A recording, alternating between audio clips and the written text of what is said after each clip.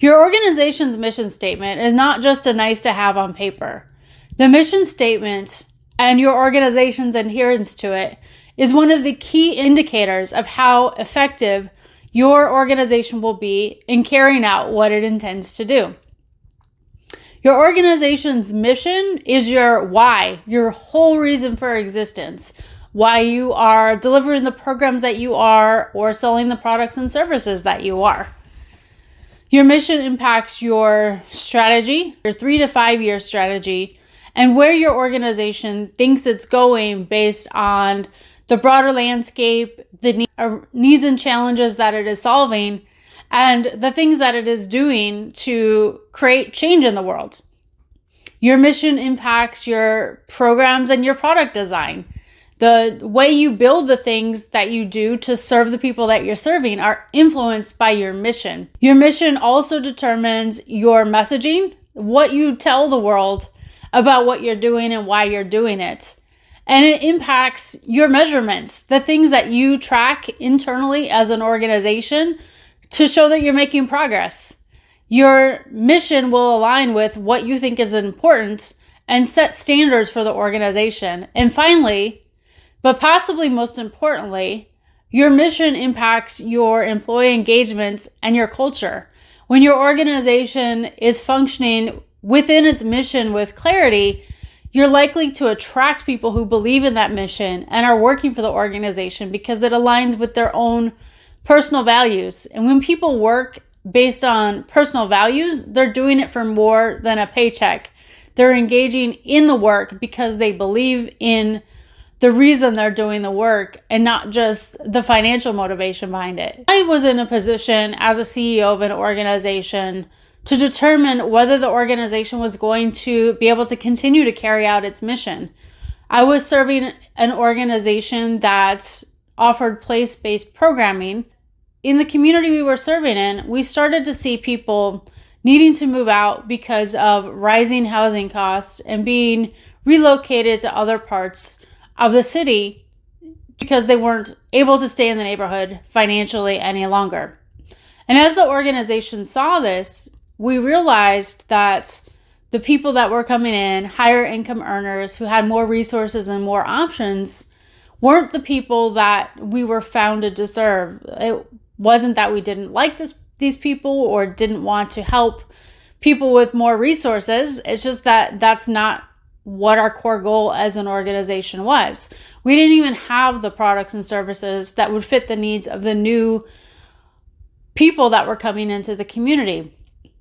And the organization had to make some tough decisions. For various reasons, we were not able to relocate geographically. So myself and my board of directors had to have some hard conversations about what we were founded to do and whether we could continue to do it with the changes in the community. It was one of the hardest decisions I've had to make in my career. I didn't make it alone, but in conversation and communication with team members and stakeholders and our board of directors, the organization ultimately decided to be acquired by another larger organization that was interested in continuing our mission, but also had products and services and opportunities to help the people that were now in the geography that we were located in.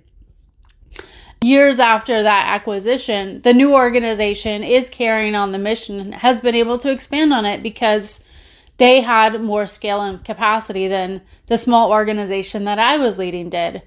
It's not an easy decision to be committed to mission because it can mean saying no to things that look like opportunities or look like open doors that are really ultimately distractions or things that shift you away from what you intended to do when you started out.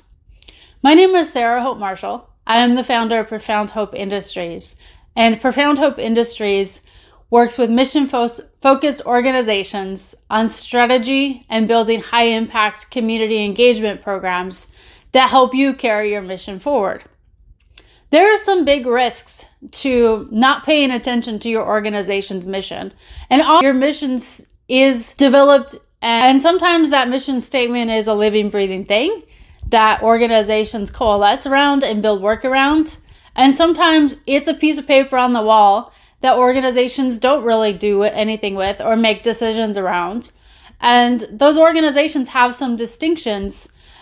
It's often easy to tell when an organization is working within its mission by what it's producing in the way that it is interacting with its stakeholders and employees.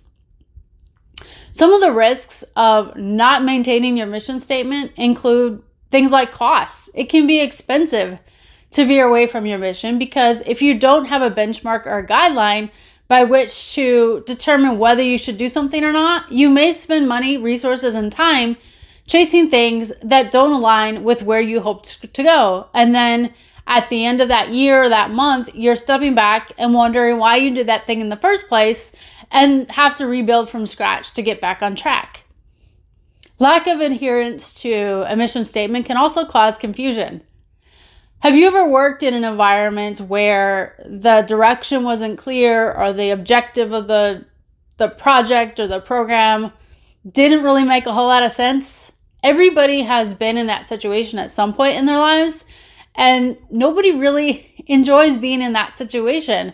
It's much more rewarding to work towards a project with a defined end goal and an understanding of how this particular project or program fits into the bigger picture.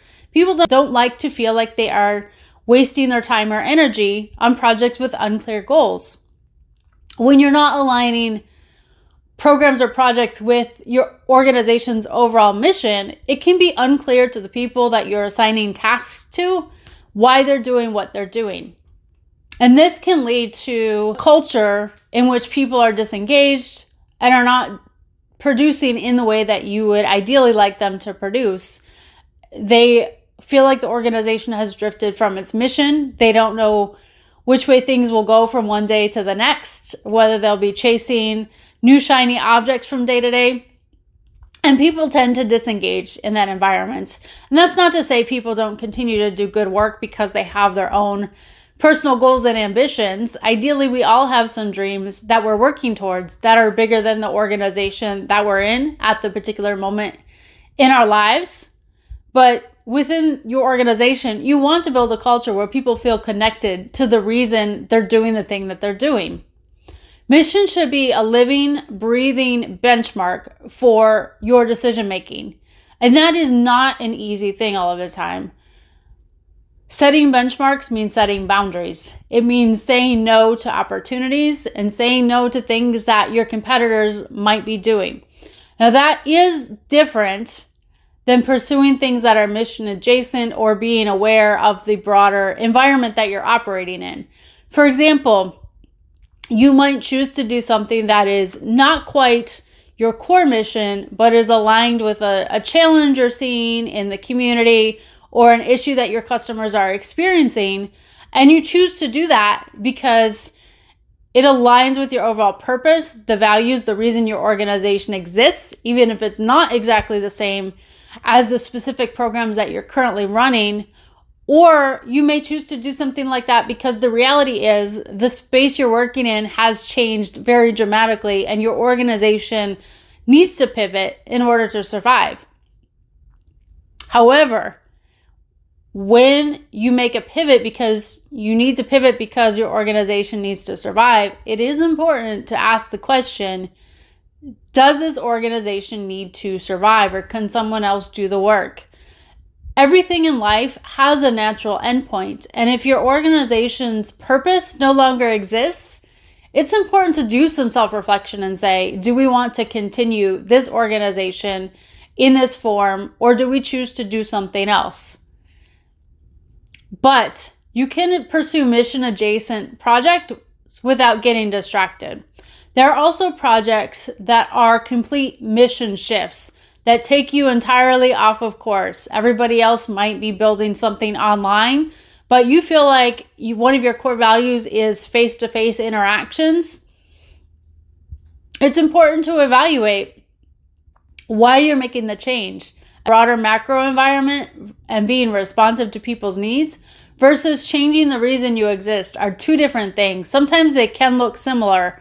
So having some accountability, whether that's through a board of directors, if you're a nonprofit or a publicly traded company, is important. And if you don't have that type of board feedback loop or executive team feedback loop, make sure you have some people in your life who can speak into your life and give you some context and some hard accountability around the reasons you're doing things that you're doing. It requires having trusted relationships with people. If you do feel like you have gotten away from your mission, it's an important question to ask as strategic planning every year, whether you are still on track with your core mission. But if you feel like you've gotten away from it after you've asked that question, the first thing to do is go and listen. Listening is not an easy thing to do. A lot of people have preconceived ideas and biases and reasons they want to do the things that they're doing. But going and listening to the people impacted by the changes that have happened in the organization will be eye-opening. And those people to go listen to include employees who are doing the day-to-day work and sometimes have a clearer perspective of whether something makes sense or not. Those people to listen to also include your customers. What type of feedback are they giving you on the changes that have happened within your organization? This can be done through surveys or through conversations, formally or informally. And then listen to other stakeholders, people in your space who can give you some perspective, and ask them whether they think your organization is aligned and what to do about it. You can often find some really good ideas just by listening to the people who are impacted by your work. Your organization can choose to refine its programs to get back on track, or even make some difficult decisions as to whether something is still important to the organization or not. In the long run, staying on track with your mission will help you be more effective. Make mission your guide in your work and in your decision making, and you will set boundaries for effective and clear program product implementation and development. Thanks for watching. Please like and subscribe and follow this channel so we can continue providing you with more content to carry your mission forward in productive and profitable ways.